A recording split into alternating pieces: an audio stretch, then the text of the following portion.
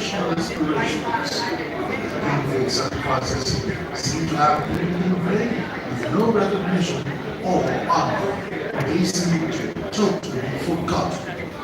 But 47 years after, a rare Nigerian businessman, lawyer, and chief executive of Air Peace, Alan Onyema, in conjunction with NIIA, is bringing these sports heroes and those of the 1980 AFCON winning Green Eagles together to reward, honor, and immortalize them. Although the victorious Eagles were indeed recognized and rewarded by the federal government, Onyema has chosen to honor and immortalize all of them to show that the reward for national heroes is both timeless and endless. Here is the list of these heroes of sports.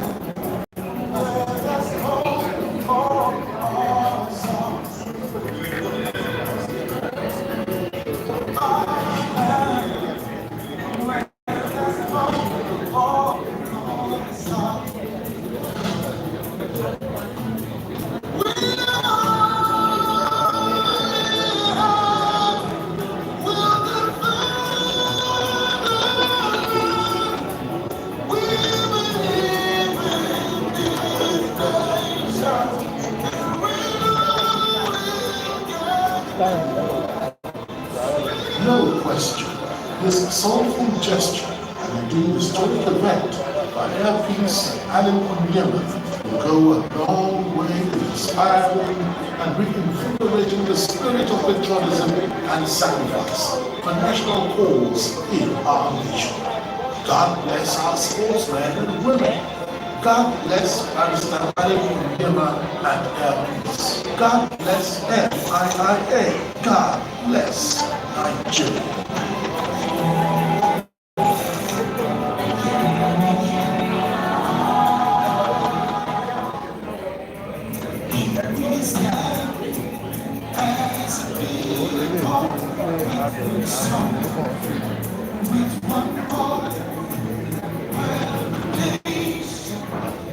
On Friday, July 16, 1976, Nigeria, under the leadership of then head of state, General Olusegun Obasanjo, and 26 other African countries, boycotted the 1976 Summer Olympic Games held in Montreal, Canada, on the eve of the Games, by recording its entire team back home in protest against the apartheid regime in South Africa, and so hopes a generation of Nigerian sports stars to become Olympians and rev the tempo of their career development and attainments were fractured, if not shattered.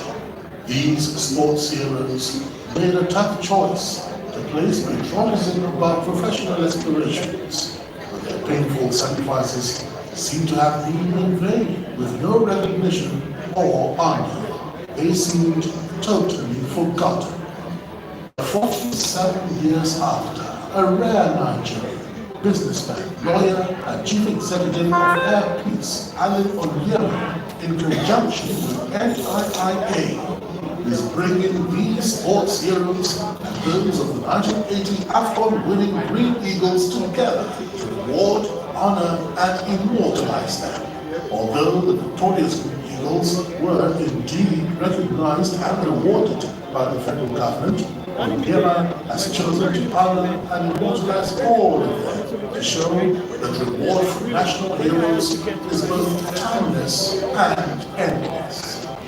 Here then is the list of these heroes of sports.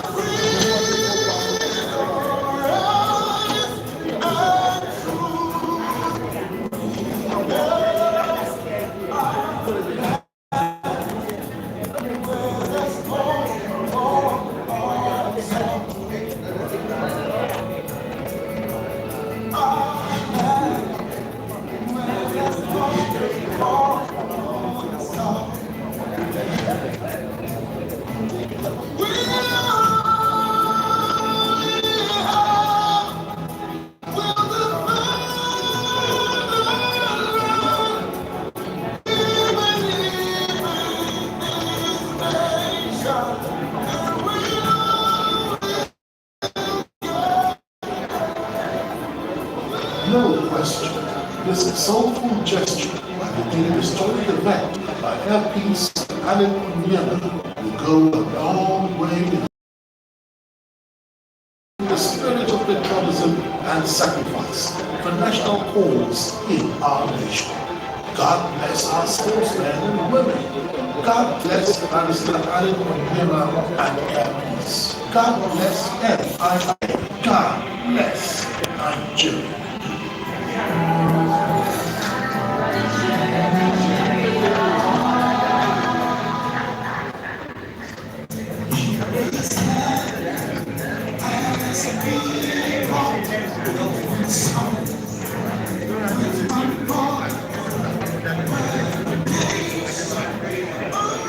Friday, July 16, 1976, Nigeria, under the leadership, then head of state, General Olusegun Obasanjo, and 26 other African countries boycotted the 1976 Summer Olympic Games held in Montreal, Canada. On the eve of the Games, by recalling its entire team back home in protest against the party regime in South Africa. So hopes generation of Nigerian sports stars to become Olympians and rev the tempo of their career development and attainments were fractured, if not shattered. These sports heroes made a tough choice to place patriotism above professional aspirations, but their painful sacrifices seem to have been in vain, with no recognition or honor. They seemed totally forgotten. But 47 years after, a rare Nigerian businessman, lawyer, and chief executive of Air Peace, Alan Onyema, in conjunction with FIA, is bringing these sports heroes, those of the 1980 AFCON winning Green Eagles, together to reward, honor, and immortalize them. Although the victorious Green Eagles were indeed recognized and rewarded by the federal government, Onyema has chosen to honor and immortalize all of them to show that reward for national issues is both timeless and endless. Here then is the list of these heroes of sports.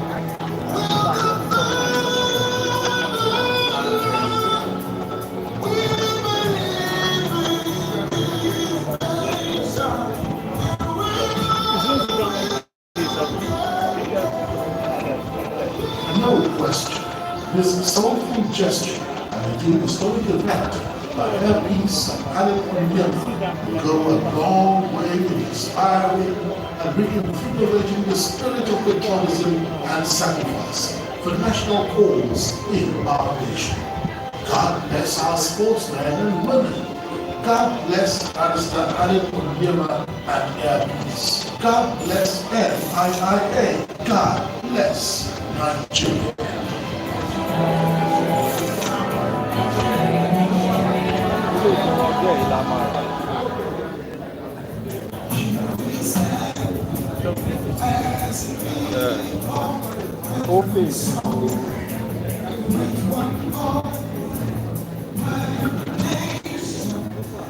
On Friday, July 16, 1976, Nigeria, under the leadership of then head of state, General Olusegun Obasanjo, and 26 other African countries boycotted the 1976 Summer Olympic Games held in Montreal, Canada. On the eve of the Games, by recording its entire team back home in protest against the party regime in South Africa, and so hopes a generation of Nigerian sports stars to become Olympians and rev the tempo of their career and attainments were fractured, if not shattered. These sports heroes made a tough choice to place patriotism above professional aspirations, but their painful sacrifices seem to have been in vain with no recognition or honor. They seemed totally forgotten. But 47 years after, a rare Nigerian businessman, lawyer, and chief executive of Air Peace, Alan Onyema, in conjunction with NIIA, is bringing these sports heroes and those of the 1980 AFCON Green Eagles together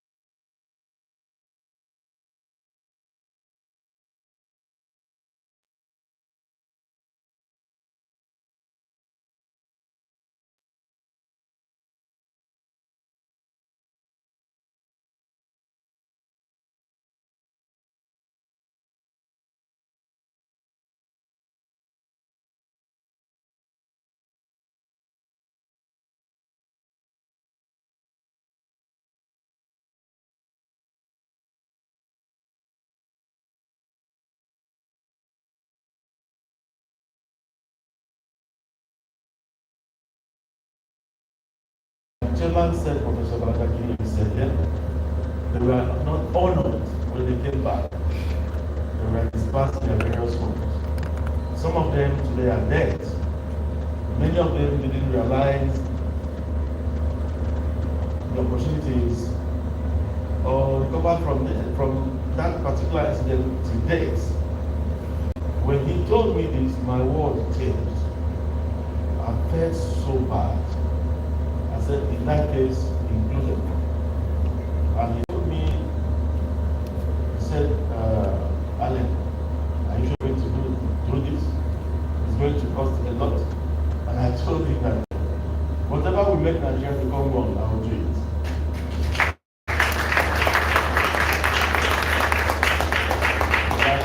We cannot go to our graves with our wallets, but I can smile in my graves if I remember any legacy I must have left behind. So it was very encouraging to take good deep rest. He was running around. It was his idea that we build this wall of fame you're going to see unveiled today outside. At first, I said, do we go to the National Stadium? He said, no, let's use the NIA because of sports diplomacy. He sold the idea to the DG bought it and went to work immediately and agreed that we'll go and situate it here. At first, I thought I was going to do it at the National Stadium in Surulere.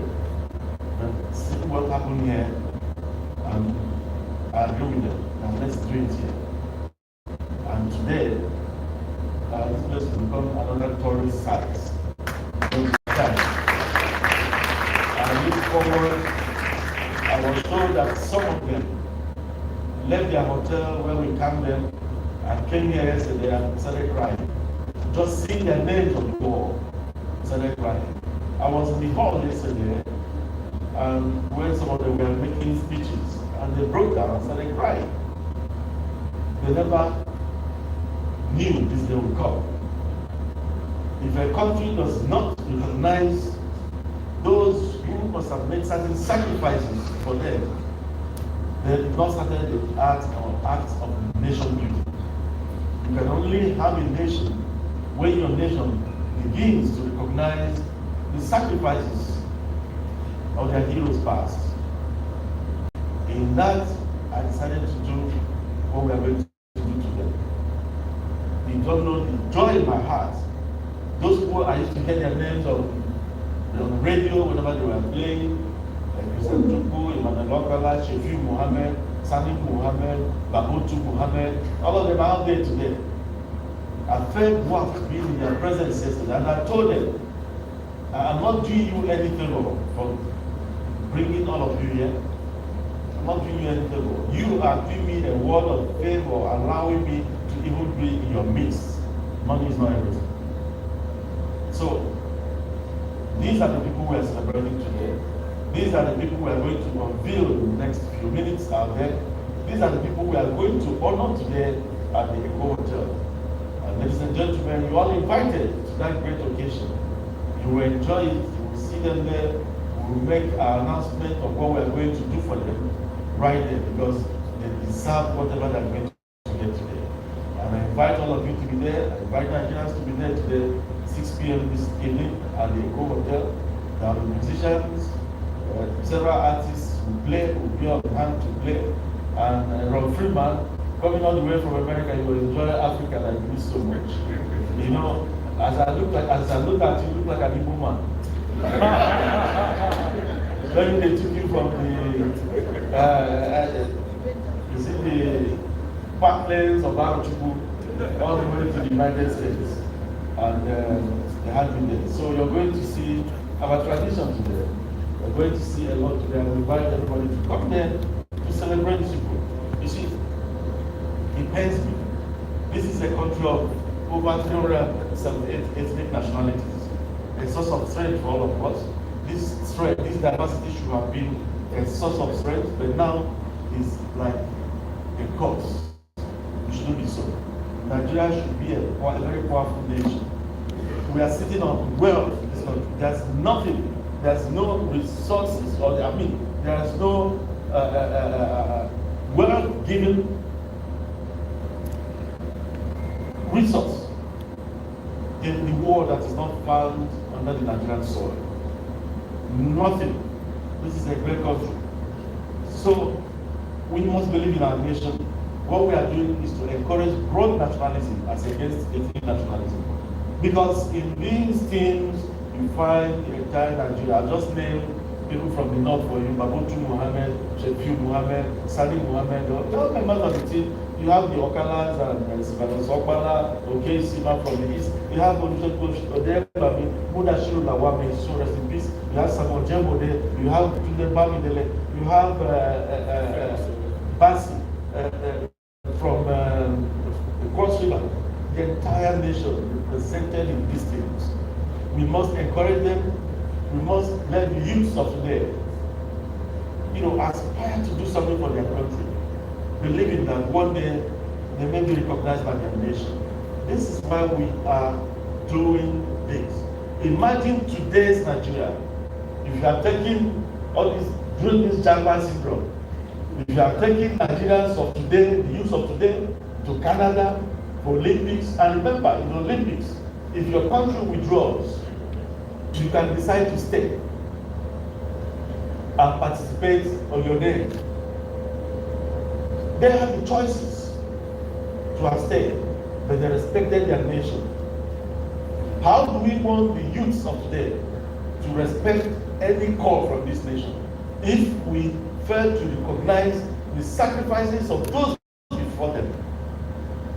This is why we have to use them to, lead by example, share example with them, recognize them. And I'm happy with the participation of the NIA in this whole event, because it's giving the government backing, sort of, so that our youth will begin to understand that whatever they do, someday, somehow, their country would recognize them. If you are taking the youth of today to Canada, and they've been in Canada for 8 days, prepared for this occasion for 4 years, and at the end of the day, you tell them to come back, nobody is coming back home. Nobody is coming back. In fact, you've provided citizenship for them, because they will all start seeking asylum the next day. And the reason for the asylum is that if you send me back to Nigeria, they will imprison me, and they will imprison my whole family. You need to see some of the reasons Nigerians give just to get asylum. Some say in their village, if you're a man and you pass 30 years, they will kill you. They have all sorts of reasons. So that would be a veritable reason for them to seek asylum abroad. But these ones decided to come back home. We must honor them. May God bless my country. Thank you.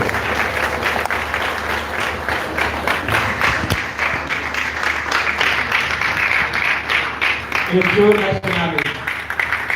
A standing ovation for his praise. Dr. Alex Onyeka. A standing applause for his praise. Thank you very much. Thank you very much. You may be seated. Distinguished ladies and gentlemen, at this point, I'd like to call on the one we fondly refer to in the House as ID, to please come forward and share his thoughts with us on the fourth conversation from Olympic boycotts to hosting the world West Africa's march to FIFA 2034. Yes, I think it is.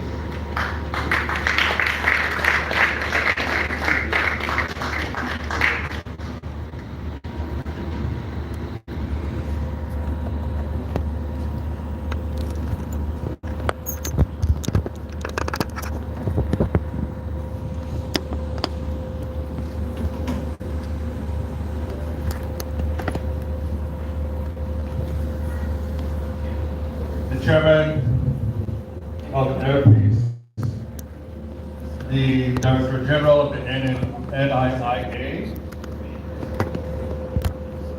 the Chairman of this occasion and noted academic and professor,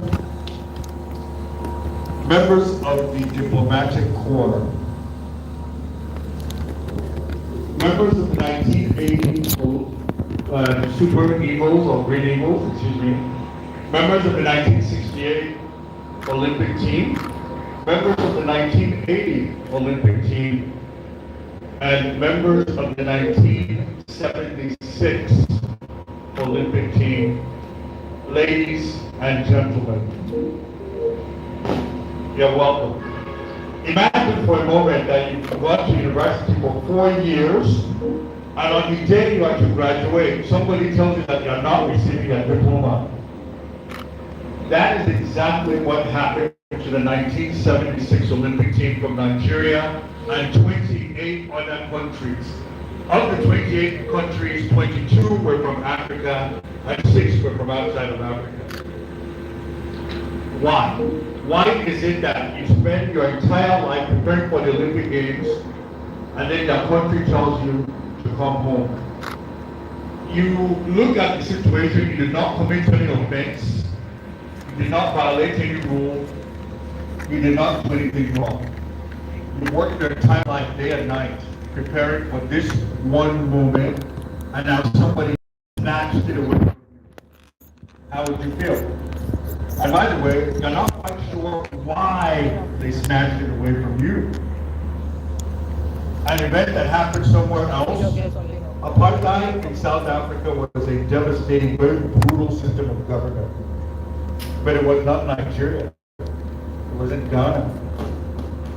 The athletes of this country were sacrificed on the altar of the anti-apartheid struggle.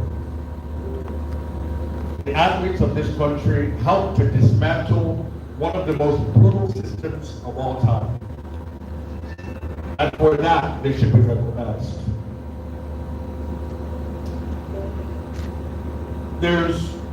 I'm told I don't have too much time, so I will just make it very quick, very, very fast. There's 3 things that I want to cover. Number 1 is apartheid itself. What made the system to be so bad? Number 2, the 1980 Super Green Eagles unified a nation at a time that our Second Republic was only 6 months old. And then 3, is it possible to bring the FIFA World Cup to West Africa? Is it possible to bring the FIFA World Cup to West Africa? So I don't know if you can see the screen, but I have a few slides that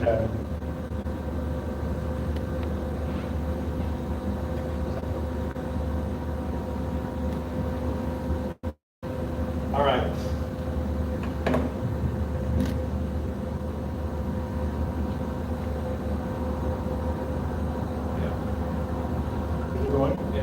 Okay.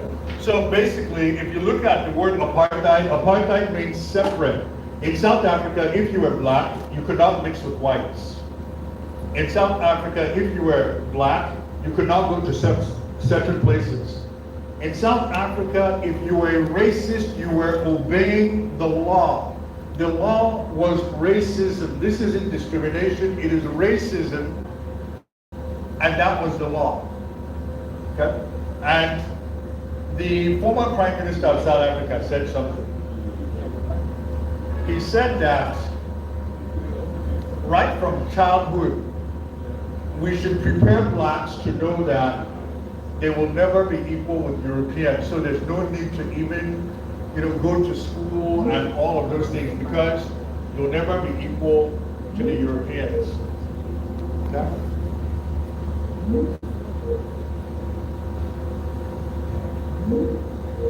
That is the man that said it, and you can read the statement there. That right from the beginning, we must teach children to know that equality for the Europeans is not for them. That is the system that our people were trying to dismantle. In fact,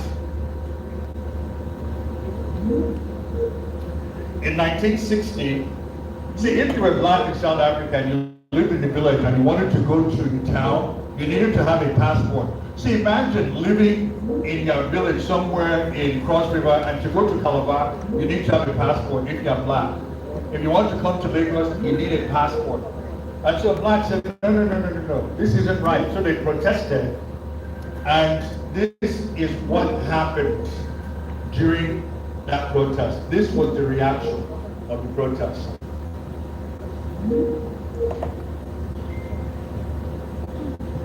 Can I get volume, please?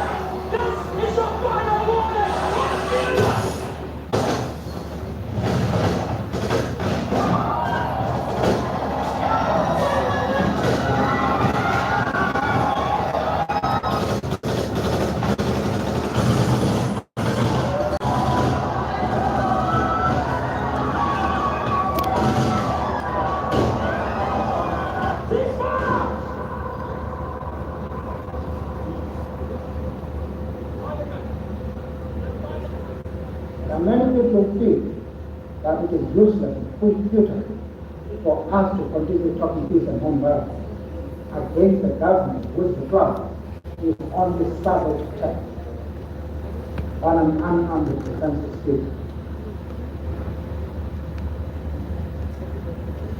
The Sharpeville Massacre in 1960, 69 people were killed. It is at that point that Nelson Mandela and the African National Congress decided that the campaign of nonviolence was no longer working. And that is when they formed an organization called Umkhonto weSizwe, which means the spear of the nation.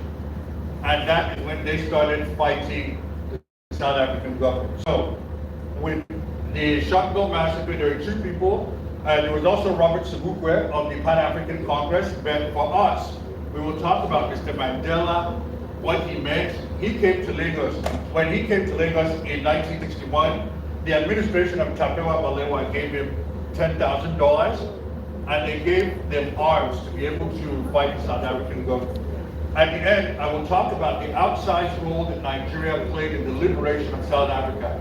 Between 1960 and 1992, Nigeria provided $61 billion to South Africa in aid to fight the apartheid regime. Okay?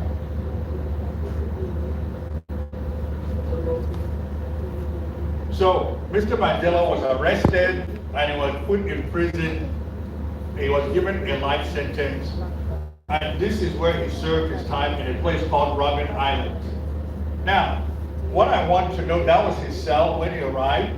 And Mr. Mandela is very tall. I am about 6'2". Mandela is like this. I look up to, So imagine being put in that cell. I want to draw your attention to this thing. This is the meals. This is the menu of the food that was served in the prisons in South Africa. So you want to know why apartheid is so bad? The blacks and the whites had separate menus. The blacks and the Indians, sorry. So look, blacks were given maybe 1 sugar for tea. The Indians were given 2. So that means that if you were to give a black man an extra cube of sugar, you were breaking the law. Because the law says that the black man should have less meat, less chicken, less eggs, less salt. It's coded into law. Imagine somebody writing something like this. So you can cook a pot of soup. When the soup has too much meat, you cannot give it to the black person because the law says you can't do that. And that is the system of oppression that the 1976 Olympic team sacrificed the Olympic ambition for. It is defeating this racist system. This was the law. So I wish I had more time, so I'm just going to cycle through these very quickly. And prior to getting to 1976, already, South Africa came up again at the 1966 World Cup.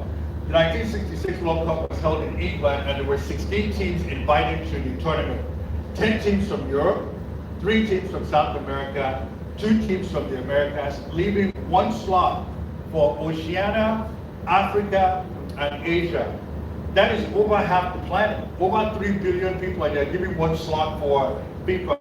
So CAF, because at that time the Organization of African Unity did not exist, so CAF said, no, this is not good.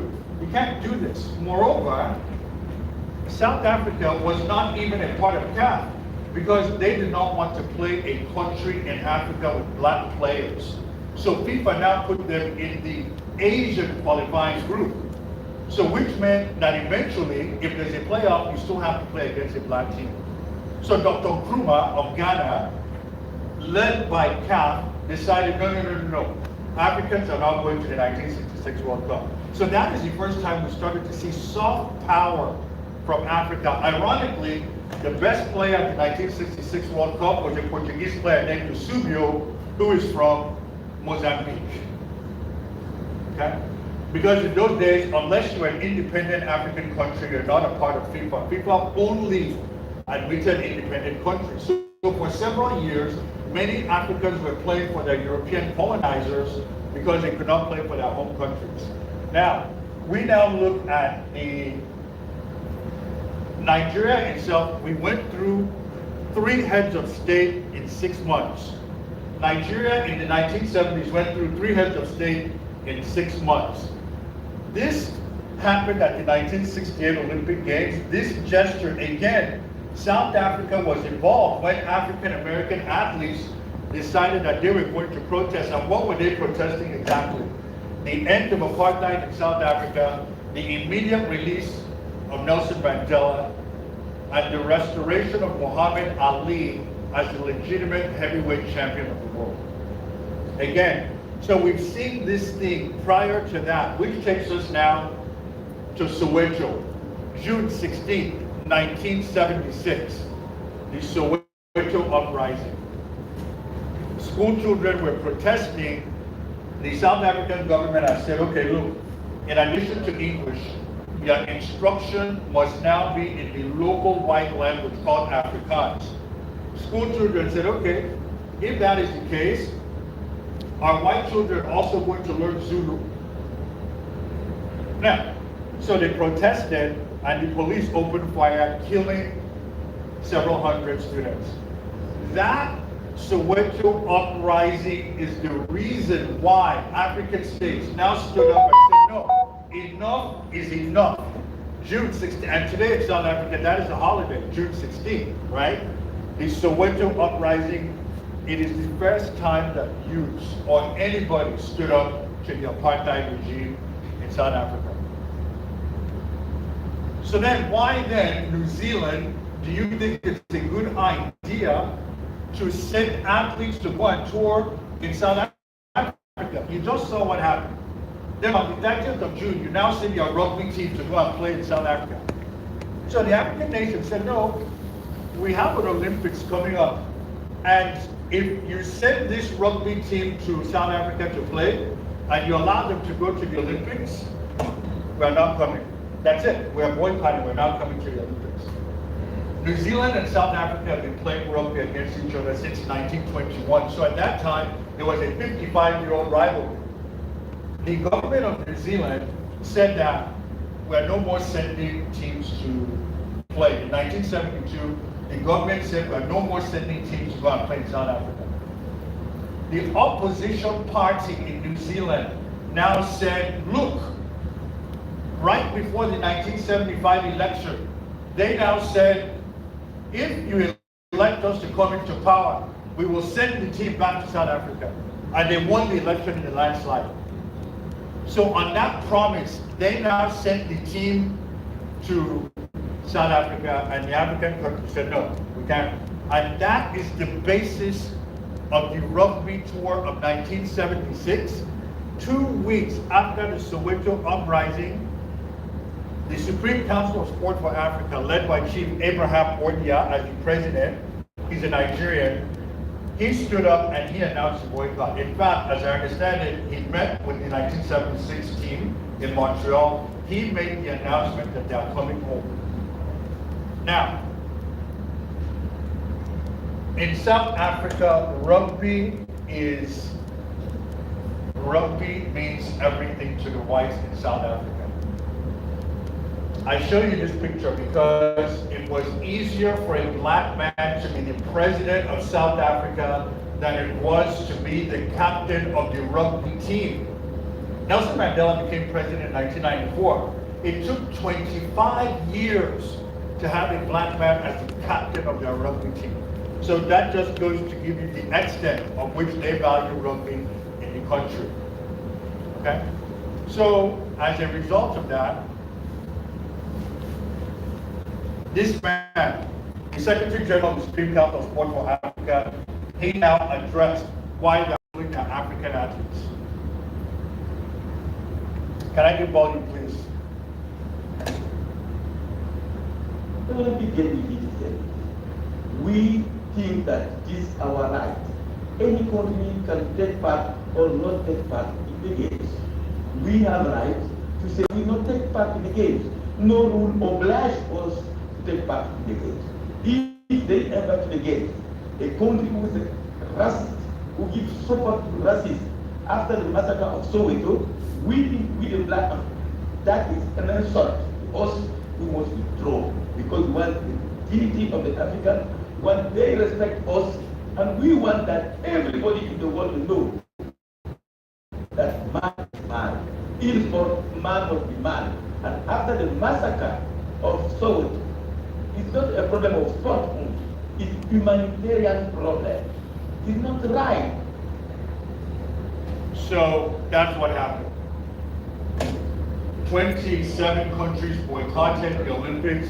Of those 27, 17 never entered. 10 entered and withdrew their athletes. In fact, Cameroon was participating in cycling when they had to pull the cyclists off the bike and say, yeah, we are going home. That's it. That's what happened. 174 athletes in athletics alone were impacted. The 1976 boycott was the biggest anti-racism campaign in history. Of course, as a city, there are the heroes that were forgotten. We have one here. This is a picture of a young filmer, Baye. Mr. Baye, can you stand, please? This is him.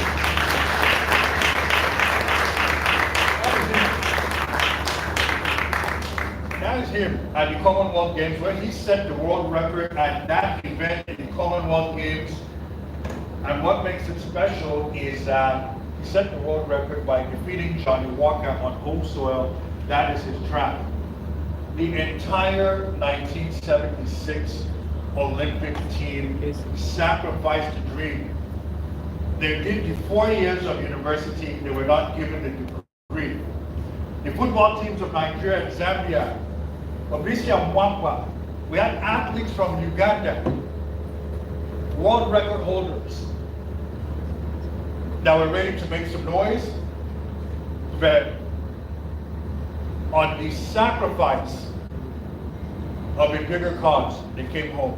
Many of those young people never competed at another Olympics again, and they can only tell you that story. As Mr. Chairman made reference to the meeting we were in yesterday, there were a lot of tears. The emotion is still there. After 47 years, they came back to the country, and that was that.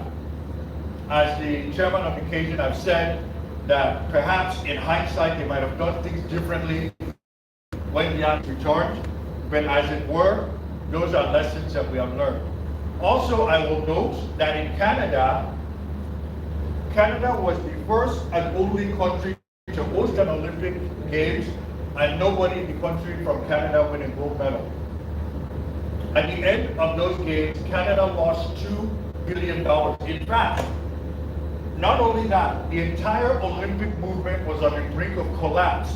The United Nations, UNESCO, threatened to take over the Olympic movement as a result of the debacle that was Montreal. The African boycott had a significant impact and almost crashed the Olympic movement as an organization. One last video from the Secretary General, where he is saying that this is not a Canadian thing. Volume. We want to apologize to the government of Canada, the COJO, the mayor of Montreal, to say that we are good friends of Canada.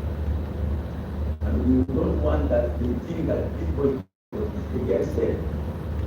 We want to thank them for the good welcome they give to all the Africans here. This boycott is against New Zealand. It's a problem of humanity, of man.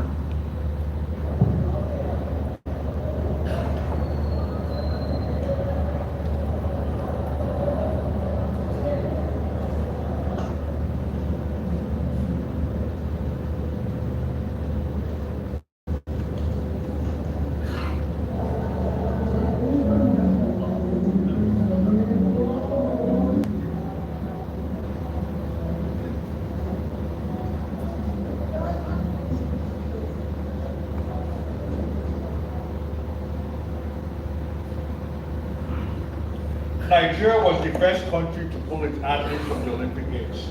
That's it. The Nigerian contingent was the first to leave. At that time,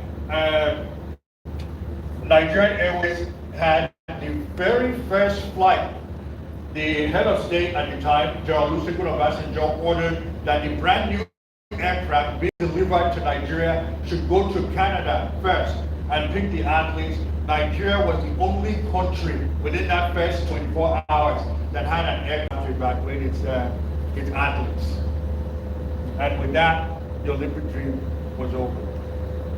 Kenya was next. Now, I want to very quickly show you that in South Africa, things were changing, but before they changed,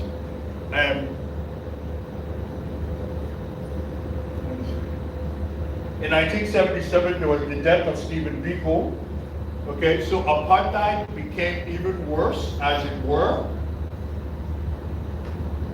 And then Winnie Mandela, the wife of Nelson Mandela, was sent into exile in a place called Brantford, which is about 5 hours drive from her home in Soweto. So if I can just show you a quick video of what happened when she tried to go home, how she was harassed and arrested when she tried to go to her house.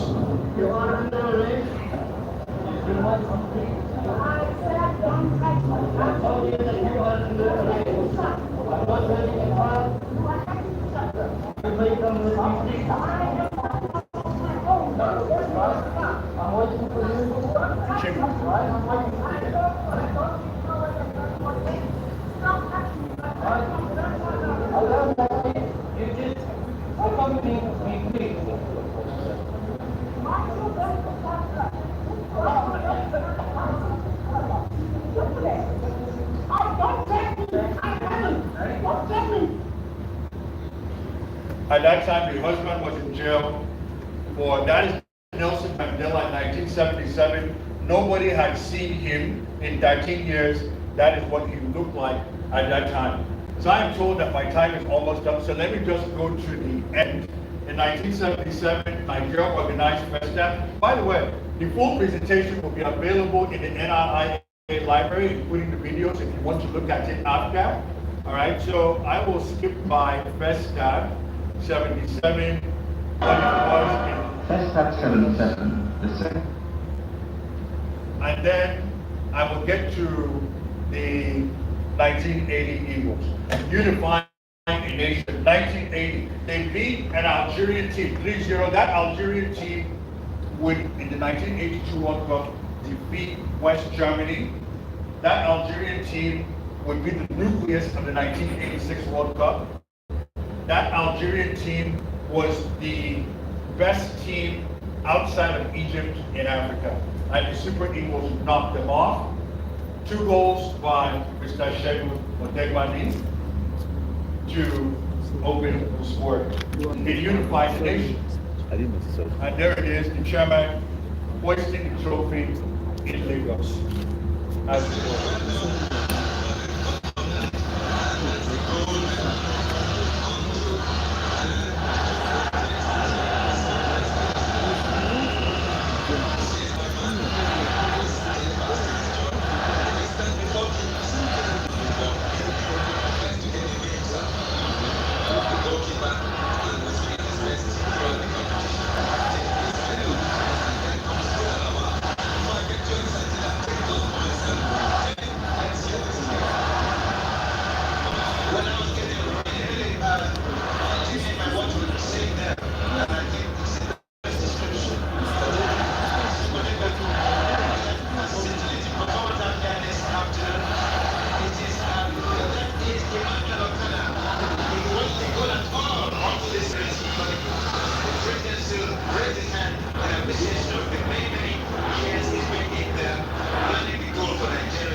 and keeping containers very, very safe. Now the reconciliation.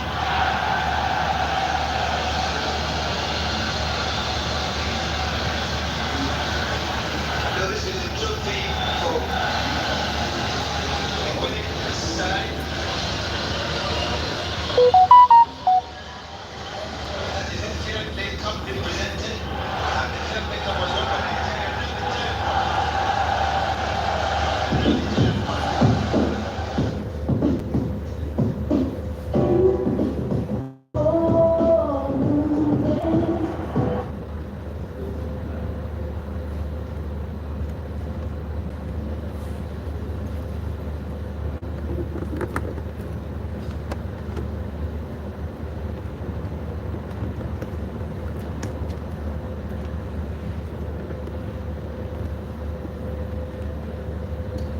So, that was 1980. So for the next 10 years, in 1989, the Berlin Wall came down. In the interest of time, I won't have time to explain the relationship between the Berlin Wall coming down, the Cold War ending, and apartheid, which was a proxy. Let me just say this, any illusions of legitimacy that apartheid had was completely over. And on February 2nd, 1990, the South African president announced the unbanning of all political parties in South Africa and the unconditional release of Nelson Mandela. Prior to 1990, there have been attempts to release Nelson Mandela, but those attempts always had conditions. You must go into exile, you must do this, and he rejected all until this unconditional release. So what I want to show you now is a trajectory of the release of Nelson Mandela, the swearing in of Nelson Mandela 4 years earlier, the ending of apartheid, and then the award of the 2010 World Cup. I need to be very clear about this. Without the efforts of Nigeria, there is no World Cup in South Africa in 2010. It just doesn't happen.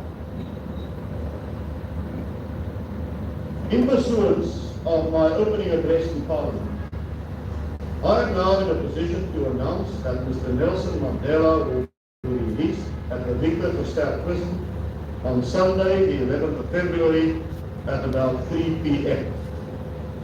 Yesterday evening, I met with Mr. Mandela in Cape Town, together with Ministers for Youth and Culture. During the meeting, Mr. Mandela was informed of the government's decision regarding his release. We would all like Mr. Mandela's release to take place in a dignified and orderly manner.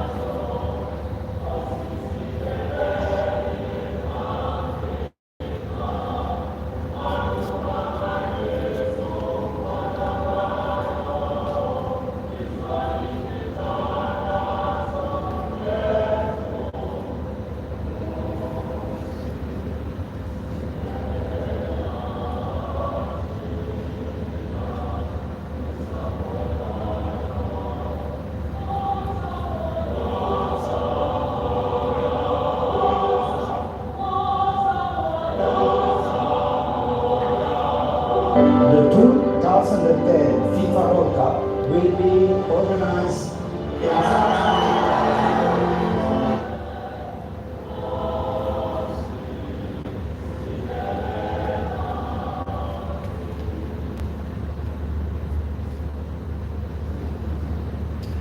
These are the contributions of Nigerians to the ending of apartheid. As I said, between 1960 and 1990, Nigeria provided $61 billion. In fact, in the 1970s, Nigeria refused to sell its oil to South Africa, and that cost Nigeria $42 billion in revenue, but on principle, we never sold oil to South Africa during apartheid. Nigeria was a frontline state. federal civil servants were required to pay 2% of their taxes, called the Mandela tax, 2% of their salary going to the cause of apartheid in South Africa. General Murtala Mohammed personally sponsored 6,000 South African students to university, personally. General Olusegun Obasanjo during his regime raised over $35 million for South African cause.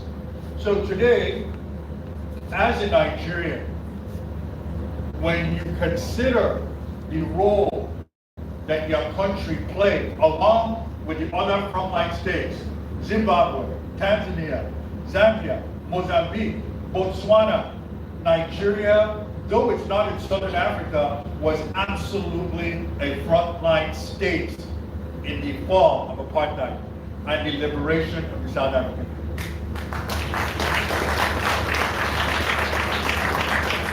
Yeah, so you know, I'm always reading in the news that they're asking Nigerians to leave South Africa, this, that. Really? Okay. Now, the last thing I want to talk about in the time we have left is it possible to bring the World Cup to West Africa? The World Cup now has 48 teams. Beginning in 2026, the World Cup is now too big for one country to host. At the 2026 World Cup, it will be hosted by the US, Canada, and Mexico, 3 countries across 16 different host sites. Might we be able to create a situation in 2034 where the World Cup comes to West Africa? But why would you want a World Cup in West Africa? The reason is because of the regional connectivity, skills acquisition. Imagine being able to drive from Yaoundé all the way to Dakar and take a ferry to Cape Verde. These are all ECOWAS countries. You do not need a passport to get in, right? So the infrastructure benefits of being able to connect the region because of the World Cup. And also, by the way, I might add that countries that host the World Cup have a problem after the tournament because they build these big stadiums and then after the tournament, there's nobody to use the stadiums and the stadiums cost money to maintain. But if you do a regional World Cup, every country has at least one functional stadium that can be used even after the World Cup. So how would that work? With the colorful pageant that we have in West Africa, I will leave you with this.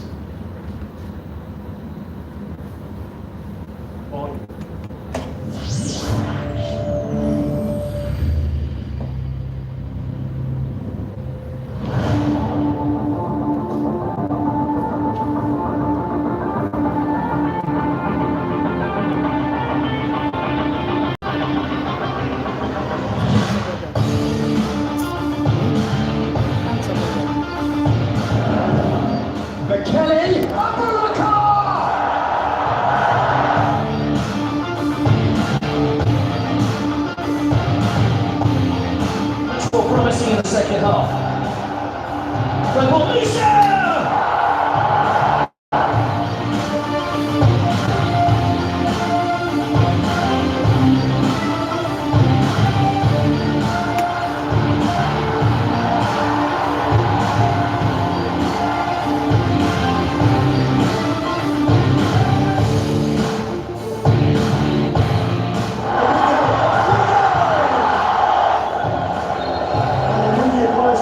Touch.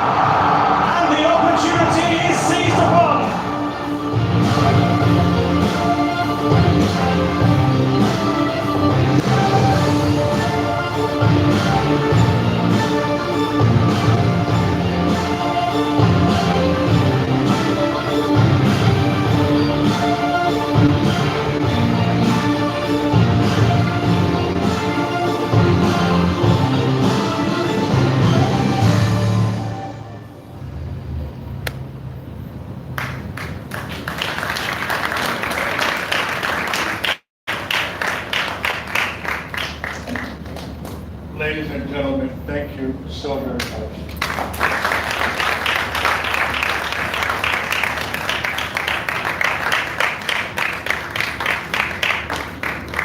That applause could be louder. What a time to be alive in Africa. Could be louder than that. Thank you very much. I think, Your Excellency the Chair, there is only one bit that I didn't find in that presentation. You know how critical some of us scholars can be. I think ID, is ID? I don't know. Okay, ID. Yeah. I didn't see any reference to the official airline of the 2034 World Cup, the official airline. Those in favor of it being aired, say aye. Those against say nay. The ayes have it.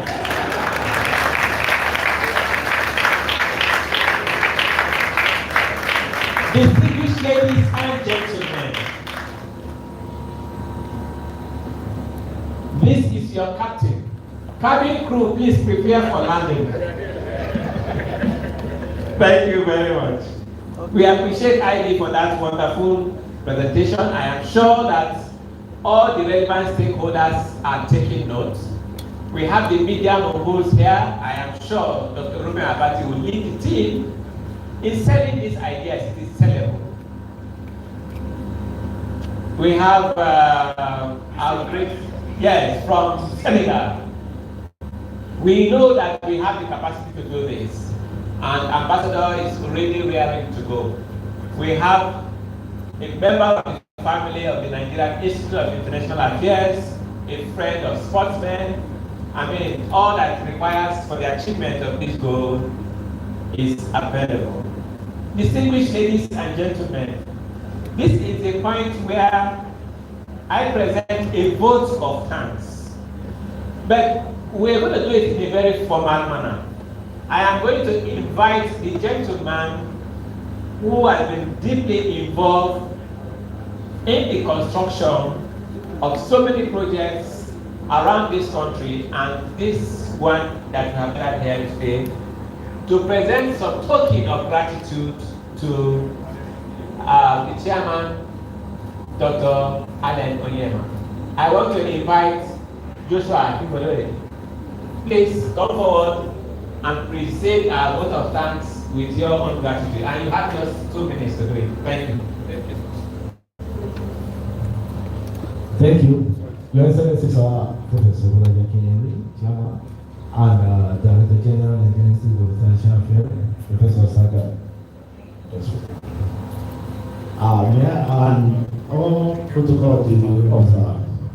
I'm very glad to have the Chairman of the sir. May I only invite you, sir, for this presentation. Person of Mr. Allen Onyema.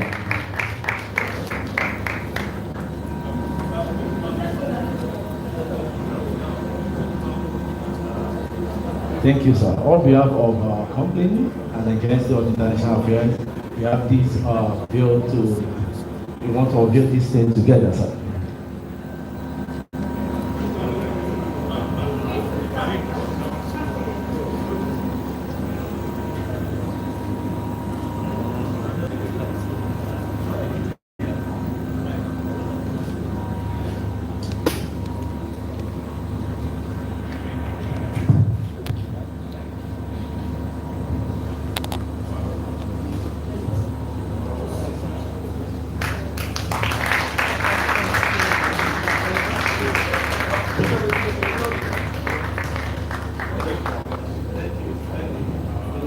On behalf of the Agency of International Affairs, we want to say thank you very much for bringing this NI support water policy to this place and for honoring the heroes of Nigeria. Thank you very much.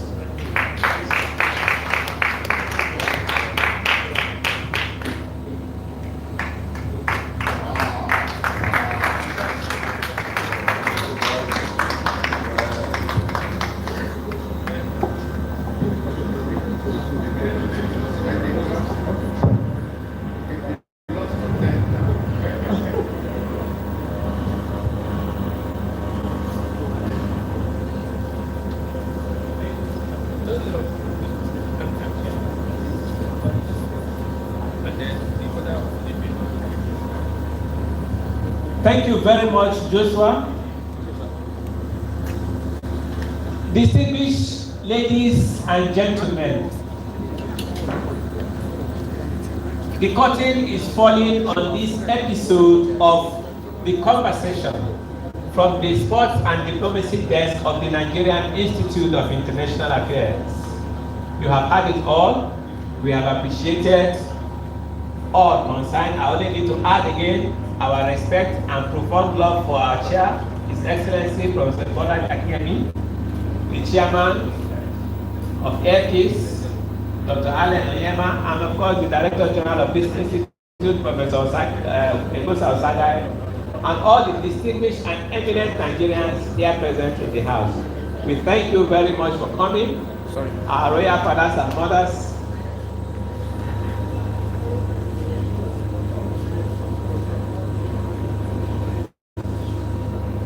I understand that while the proceedings were going on, the representative of His Excellency the Governor of Enugu State, Dr. Maureen Onya, joined us. Doctor, may we recognize you, madam?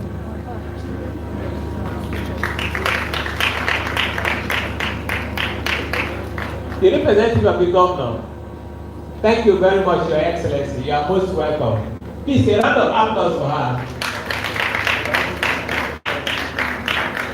Thank you very much, ma'am.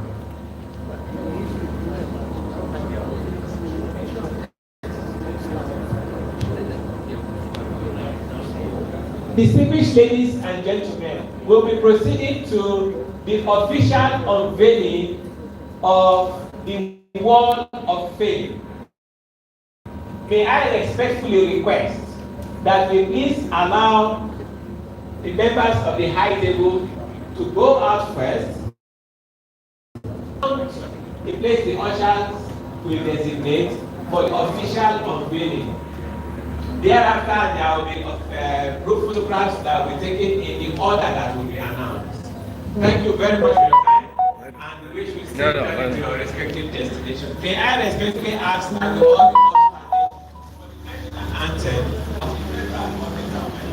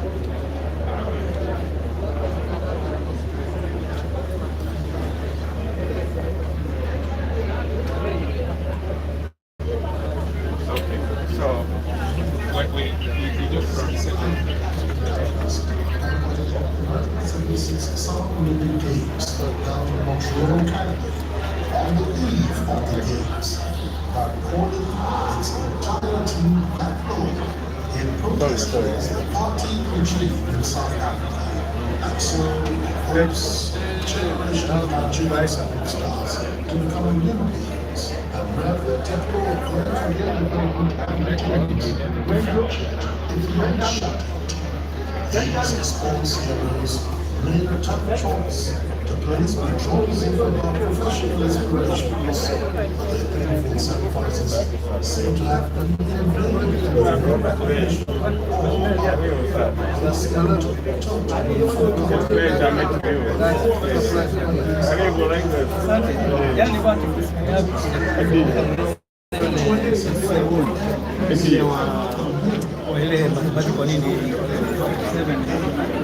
Sorry. No person.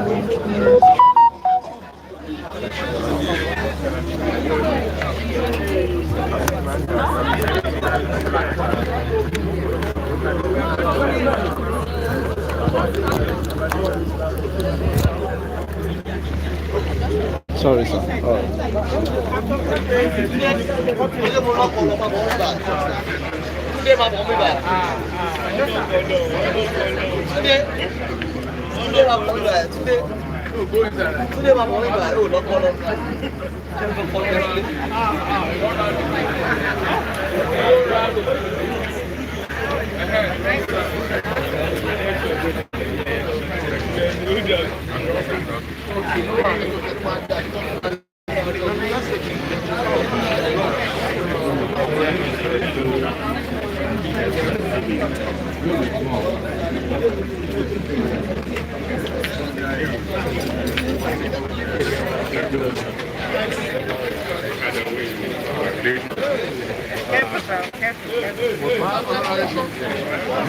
So I saw you. I saw you.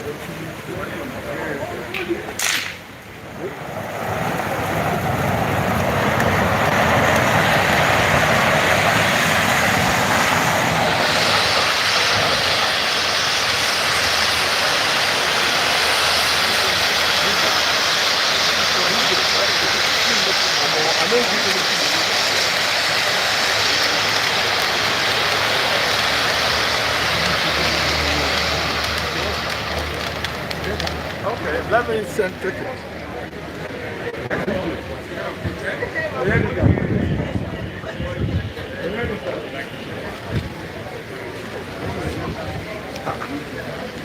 Can you do one for me if you don't mind? Yes, sir? If you can do one for me, I think you can get it all. I think do you want this cake would be okay. Okay.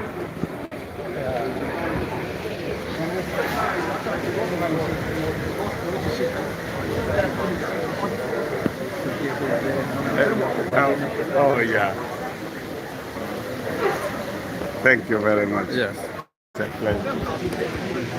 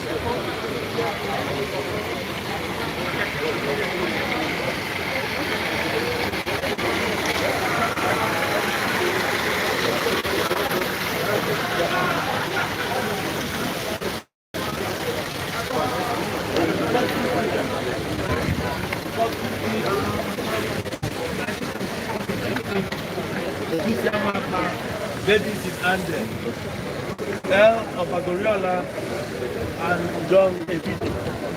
In 1980, the two Nigerian football players represented the country at the 12th African Cup of Nations in Lagos, Nigeria. They became African champions for the first time in Nigeria's history. It was a major push in Nigeria's these are the names of the Nigerian league.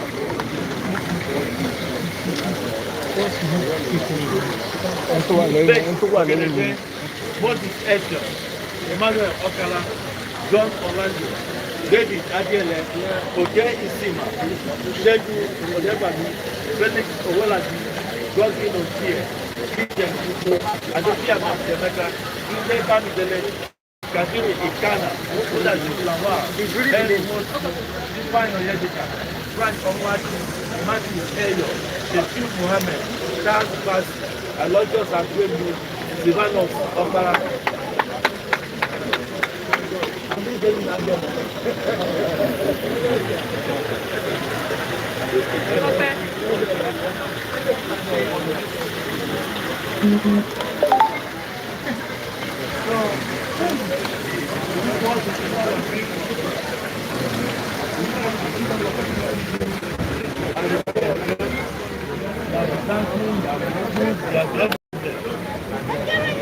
Musicians play for us.